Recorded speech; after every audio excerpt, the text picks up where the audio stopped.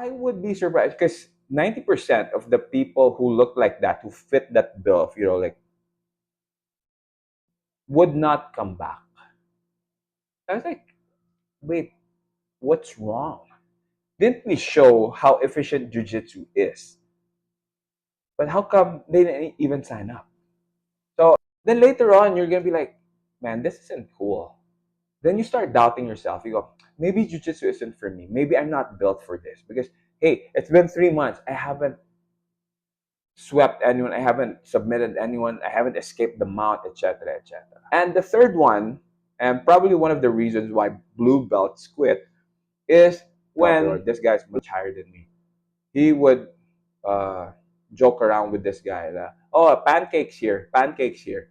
I'm like, why do you call him pancake? He's like, oh, because tell him, man, tell him. See, I kept throwing him and flipping him around like he was a pancake. Life, yes. Yeah. Or sometimes someone's gonna be like being a douche, like someone catches you with a footlock or something, like then they'll tease you about it after, like, oh, hey man, so how's your foot, bro?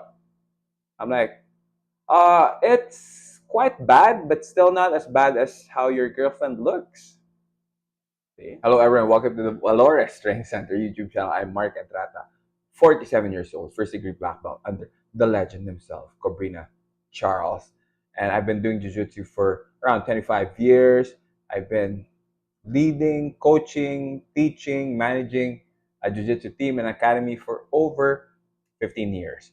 And yeah, welcome to the channel. Of course, this channel is mostly for beginners, hobbyists, and older people.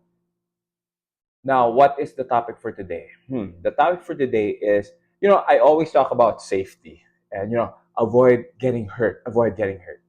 But I'm going to be talking about the hurt that not a lot of people talk about in jiu-jitsu. So before, when a few years ago, we weren't under Alliance, we weren't under Professor Cobrina before. What we would do is when there's a new student, someone's inquiring, yeah, we would allow them to spar during their first day, especially if they're bigger guys. They're guys who look tough. Some of these guys, when you ask them, they're like, oh yeah, I've done a little bit of MMA training, a little bit of nogi. So we're like, oh, cool. So let's spar. And sometimes even people with no background, especially if they look tough, they look big. Why? Because in our minds, we're like, oh, hey, we better show this person how efficient jiu-jitsu is. Okay, even though we look like dorks, we look like nerds. Hey, we can. So that's what we would do. And yes, of course, we would. Kind before I would personally do it, especially if the guy's much bigger. I was like, hey, just to show him how it works. I mean, that jiu-jitsu works. And sometimes I would even let our smaller students or smaller guys go with them, like Ram, who is now one of our black belts, or even James, and these guys are small guys, very, oh hey, like, they don't look imposing at all.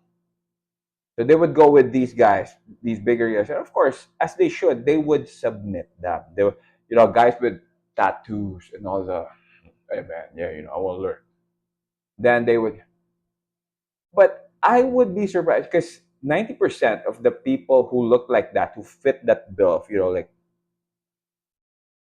would not come back. I was like, wait, what's wrong? Didn't we show how efficient jujitsu is? But how come they didn't even sign up?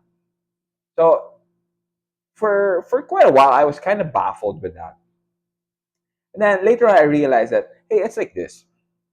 For the most part, again, I'm just saying for the most part, and these are from my experience. For the most part, it's okay for us, for people, to lose and get beat up by dudes who are bigger, stronger, who look scary. Because you're like, oh man, it's so cool. I got beat up by this guy, I look so scary. Then you'll post a picture on, you'll show your friend, oh man, look at this guy. Like, let's say your coach looks like, man, I trained with this guy. This guy beats me up. Looks cool, right? So your friends are gonna be like, "Oh man, that's awesome! You train with beasts, bro. Whoa, you'll be a beast too, man, like that." Yeah, bro, I know. So it feels good. So you don't feel bad if you get your ass kicked by scary looking guys, by big guys, by like known people or something or whatever. But it's not cool. Again, we all have egos. If you get beat up by guys who look like dorks, look like nerds, who look like they can't fight, who look like the guys you used to pick on back in high school. Okay?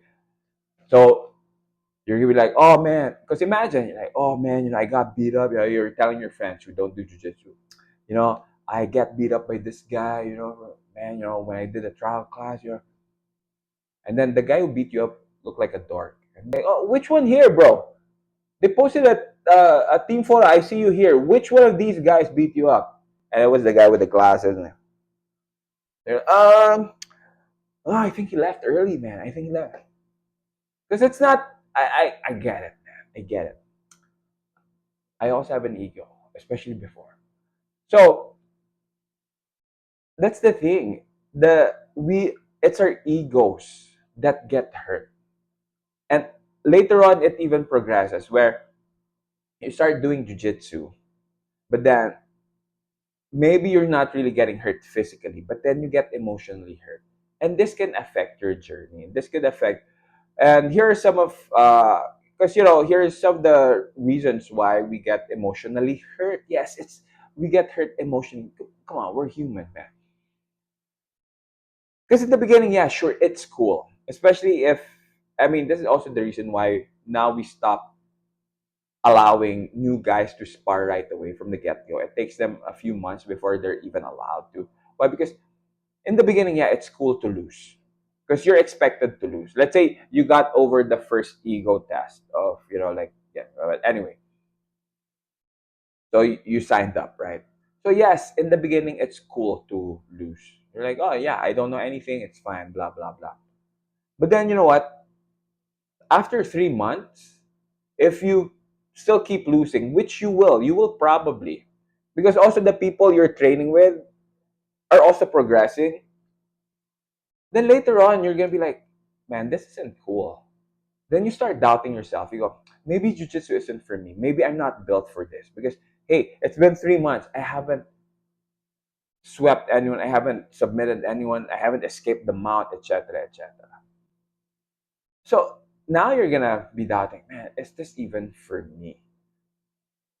Later on, because even though you're rolling with higher belts, okay, let's say you're just allowed to roll, it will come to a point where you're like, man, this isn't cool. Because man, getting beat up all the friggin' time, yes, does not feel good.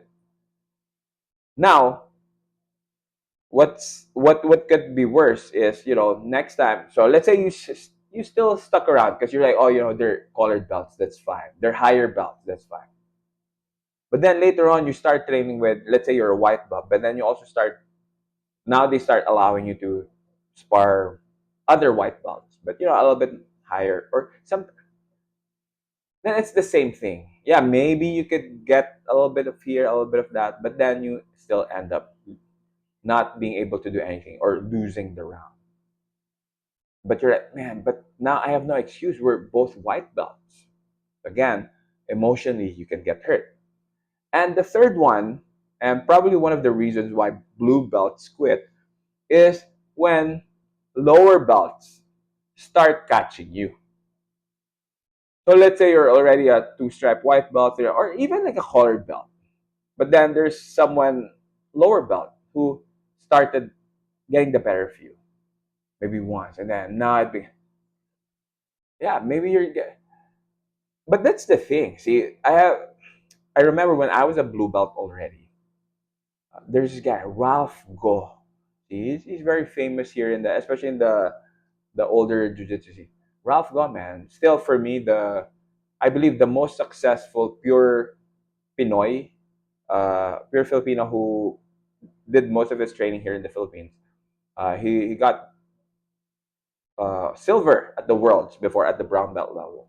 He only lost in the finals to Jordan Schultz, who at that time was Cobrina's brown belt. But anyway, so when Ralph was a white belt, who was this kind of chubby, silent kid. I think he's still quiet, but quiet kid, but chubby. And I was a blue belt already. Man, like Ralph tapped me out like 2 times, I think. And I think it was both from the paper cutter choke. See, that's why I have the paper cutter choke now, part of my arsenal. It was because of Ralph. Okay, it was because of Ralph Go. At the time, I was like, what the hell? Yeah, how come? And then later, throughout the years, throughout the years, I experienced training with lower belts. Or why? Because I never really took jujitsu serious. Again, my friends, I'm a hobbyist. These guys take things seriously. So yes, later on, people. That's why stayed as a blue belt for like 7 years, 8 years. People who were white belts when I was a blue belt got their purple belts earlier than me. But you know what? Again, I didn't care because I was just having so much fun. Which I'll Okay, so here's the one reason, okay, why we get emotionally hurt also is because why we feel bad when we lose in the sparring is number one really is gym culture. If that's the culture of your gym, your academy, where losing, where when you lose, people joke around, make fun of you. I mean, I've been in those rooms before, man. I was when I was a white belt, and even I think early blue belt. I wasn't like the nicest guy. I'm open to this. I mean, like I'm open with this. I remember again I told this story in one of my videos before. So I had a teammate Ivan who was a good friend of mine, especially that time. We were both white belts. And after class, in the locker room, I just went up to him. I was like, in front of everyone, I was like, Ivan, PPY 982. And he was like, huh? What's that supposed to be? Like, brother, that's my plate number because I just ran all over you tonight. See? So everyone laughed. How do you think Ivan felt? I remember hearing another higher belt, or this guy's much higher than me. He would uh, joke around with this guy. Oh, pancakes here, pancakes here. I'm like, why do you call him pancake? He's like, oh, because tell him, man, tell him. See, I kept throwing him and flipping him around like he was a pancake. Hey. Man, you corny! Yes. Yeah. So, what do you think happens? Now, losing becomes embarrassing. And no one wants to be embarrassed. No one. So, that's the thing. If the culture kind of, what's this? There's that type of, when you lose, people make fun of you. That's not a fun environment to be in. There's pressure to win all the time. So, every time you lose, you feel bad. Plus, you know what this makes also is, or one of the things that could happen is it could lead to injuries because you don't want to lose anymore because you know the consequences. You will get embarrassed for some freaking reason. But anyway, you will get embarrassed. So sometimes someone already has you in a lock, an arm lock. You'd rather just have your arm broken than made fun of. Yes, that happens, and man, that is the worst thing you can do for yourself. Especially it's just sparring. This isn't CJI, man. There's no $1 million at stake. Nothing. So it's not worth it. But yes, because of the gym culture, yeah, some people would rather get injured than lose. Next, it another bad effect of that is it creates an unnecessary rivalry within that team. It's cool to have like a gym rival, but your friends, you're just pushing each other. This week you get the better of him. Next week you get because you keep leveling up. Like Goku and Vegeta. Okay, but if the team culture itself, more often than not, it creates a divide because now people are gonna be like, oh, I don't want to train with this guy, or I want to beat that guy, because he's a douchebag, he makes fun of me, blah blah blah. So it's very unnecessary.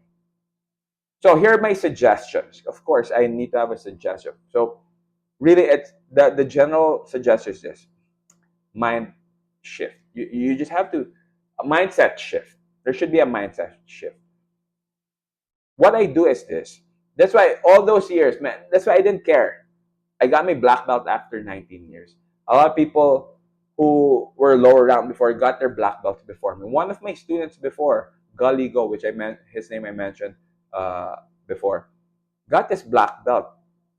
I think a year or 2 years before I got my black belt, but I didn't care because here's the thing: I look at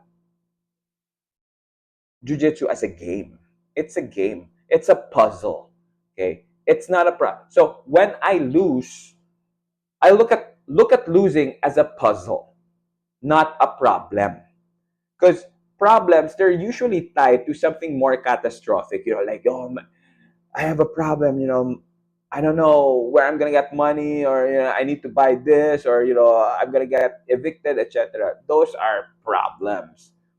But jujitsu, man, it's a game. So you make it into the losing should be more of a puzzle because puzzle is more closely associated to games, and games are usually associated with fun, and you have to look at it in a more curious way because again it's not a fight, it's not fatal, it's not catastrophic. Please remember that. Don't put too much pressure on yourself, especially when you lose. Okay, don't take it seriously. It's a friggin' puzzle, not a problem every time you lose. And remember, guys, please, I usually say this, but your worth as a human being does not rely on the sparring, on a particular role, or any of the roles you have in your academy, or maybe even in tournaments. Another suggestion, this is going to be very cliche, but man, the moment you enjoy the process of learning and improving instead of the outcome, man, that's when jujitsu becomes more enjoyable because you don't really care if you win or you lose. You're just curious what works and what doesn't work, what works and what you need to improve on. The outcome, like whatever. If you win, cool. If you lose, cool. Even more interesting. So now losing becomes even more interesting for you because it's a bigger puzzle that you need to solve. You need to figure out. So yeah, those are just some of my suggestions, and I just want to remind people, it's this: basically, jujitsu is just a game. It's just a game, dog. God damn it. It's meant to be enjoyed. Don't put too much value on the outcome, and really just focus on finding solutions to the challenges so you can improve. See which aspect of the game you need to improve on. Winning is just a byproduct of your constant curiosity on how you can look for answers, how you can improve, etc., etc. So don't focus on it, man. But before we go, hey, remember, if you're in an environment that's really full of ego, that makes it hard for you to enjoy the game because every time you lose, you get made fun of, and so, brother, just look for a different team, different academy. But if they're quite chill, they're very nice, they're very supportive, and you're, you know, now it's really you. You need to get over your ego, get over your emotion, and manage them so you do not quit jujitsu. So with that, my friends, I hope I helped. And if you haven't yet, especially if you're a beginner and a hobbyist and an older guy, what the hell are you waiting for, brother? Subscribe. Let's go. Thank you to all those who have subscribed and continue to support the channel. I am very grateful. And remember, stay safe. So emotionally and physically safe. Have fun. And so we can train jujitsu until we are 99. And I'll see you guys in the next videos.